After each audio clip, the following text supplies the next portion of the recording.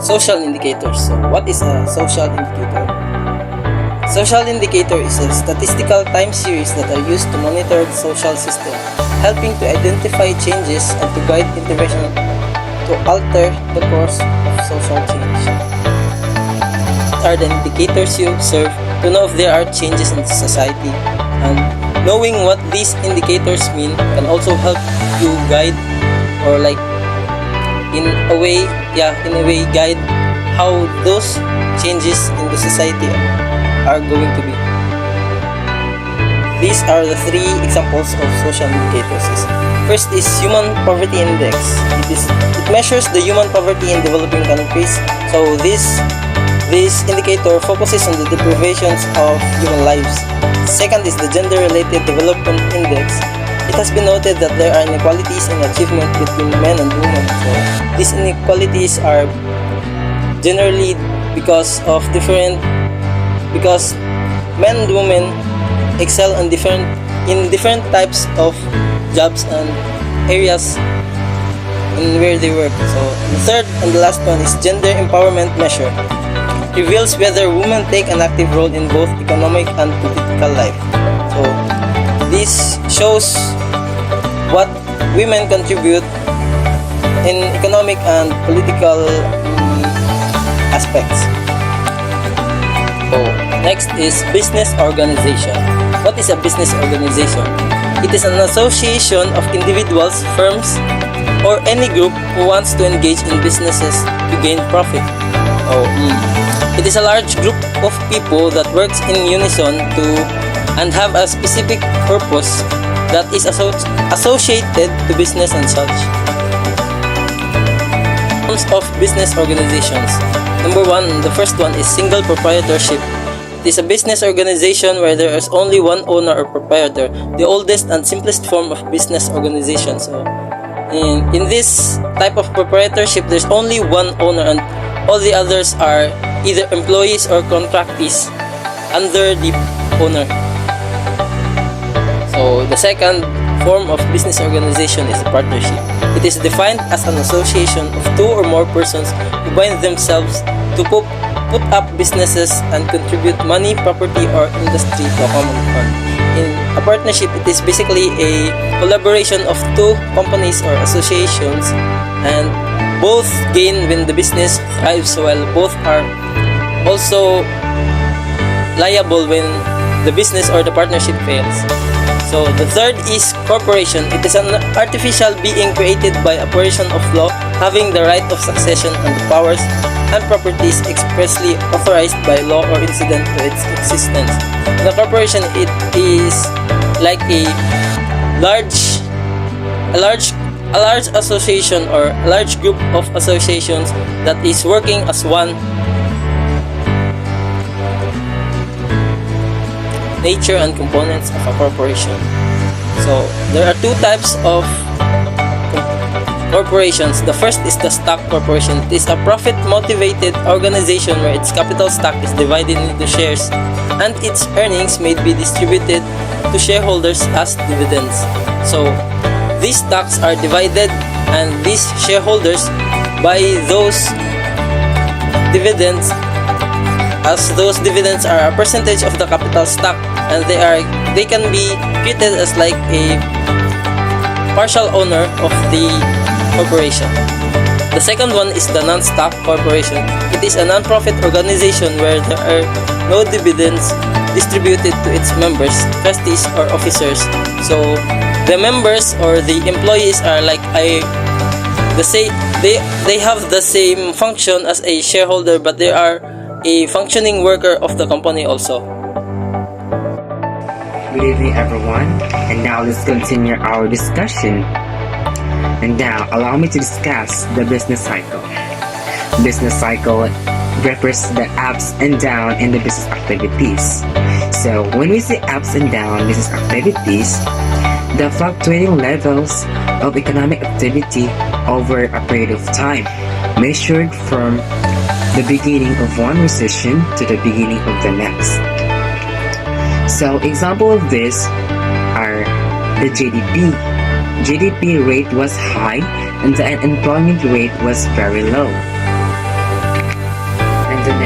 phases of a business cycle. Number 1. Expansion phase. The phase is characterized by prosperity. So when we see prosperity, the phase of the business cycle, or real gross domestic product, GDP for short, grows for 2 or more consecutive quarters, moving from a trough to a peak. Number 2. Peak phase. The business condition is now at its highest level. So when we say highest level, it's the highest point of the business cycle, and it's followed by a controlled contractions and eventual trough. Number 3. Recession phase. This is the phase when business condition continuously fall off or go down in its level of transaction. So, when we say the fall off or go down the level of transaction, this is the business deal or how they control their business. Period between a peak and a trough in the business cycle where there is a significant decline. Number 4. Trough phase is the recovery period wherein business trying to recover from the bad experience of depression and now start to move up. So, when we say trough phase and trying to move up, your business came from depression. Your business came from depression and trying to recover to start a new beginning and move forward. Additionally, the business improved. So next, we are tackle the unemployment.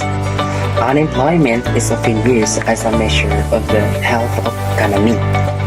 So, unemployment is involved our health of economy because it is affected if the unemployed people is continue searching job and they cannot find job.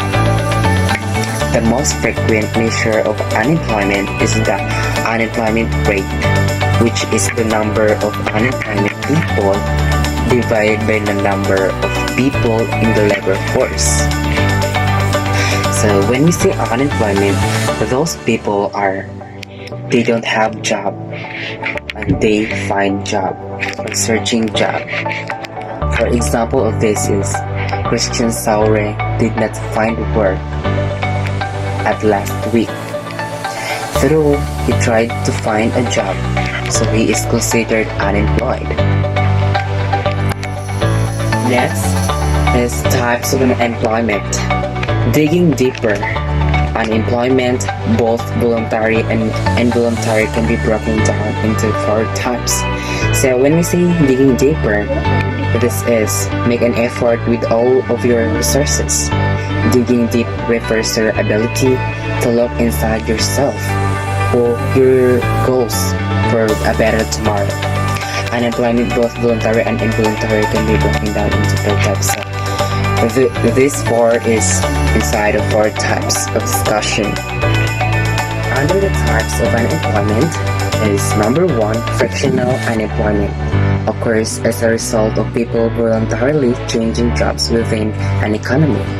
After a person leaves a company, it naturally takes time to find another job. So the people is living in the company, so she is find another job, which exists in economy due to people being in the process of moving from job to another. Number 2, cyclical employment is the variation in the number of employed, unemployed workers over the course of economic upturns and downturns, such as those related to changing in oil prices. So, when we say cyclical unemployment, which is the demand for goods and services in an economy decreases, forcing companies to lay off workers and effort to cut costs.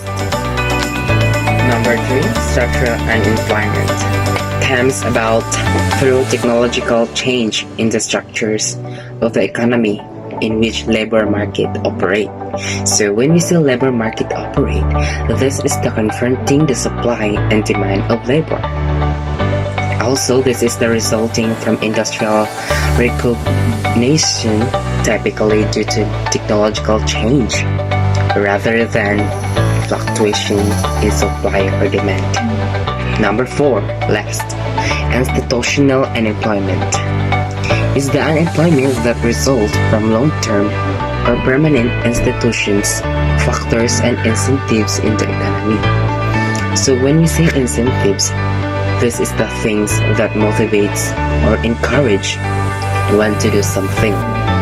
Other is, of course, when people are employed because of government and societal factors and incentives. So, inflation. Inflation reduces the purchasing power of each unit of currency, which leads to the increases in the prices of goods and services over time. So, due to the continuous development of our present time, the price of our products is getting higher or more expensive, including bills like electricity and water. Then, our service like our fares when we travel, the price will also increase, and that is called inflation. There are 3 types of inflation. First is demand pull effect. Number 2, cost push effect. And number 3 is built-in inflation. So let's proceed to the first 3 types of inflation, which is demand pull effect. Demand pull inflation is when there is an increase in aggregate demand and the supply remains the same or decreases. So this increased demand is pulling up prices. Employment is arising also, which means consumers have more disposable income. Gasoline demand and prices are rising as more employees drive to work. Airline ticket and hotel rooms also rising as spend-up consumers increase travel. So the second type of inflation is cost push effect. Cost push inflation occurs when overall prices increase due to increases in the cost of wage and raw materials. So, the most common example of cost push inflation occurs in the energy sector, oil and natural gas prices. You and your pretty much everyone else is a need certain amount of gasoline to fuel your car or natural gas to heat on your home. Refineries need a certain amount of crude oil to create gasoline or other fuels. And then last is built-in inflation. So built-in inflation occurs when the workers demand higher wage to keep up with rising level of cost. So if a business raises workers' wages or salaries and tries to maintain profit margins by raising prices, that's built-in inflation. Now, if you learn about your favorite coffee house raising prices due to the climbing cost of coffee beans, you're a victim of cost push inflation. That's all. Next is consumer price index. So, a consumer price index is a price index, the price of a weighted average market basket of consumer goods and services purchased by households. So, CPI or Consumer Price Index is an economic indicator.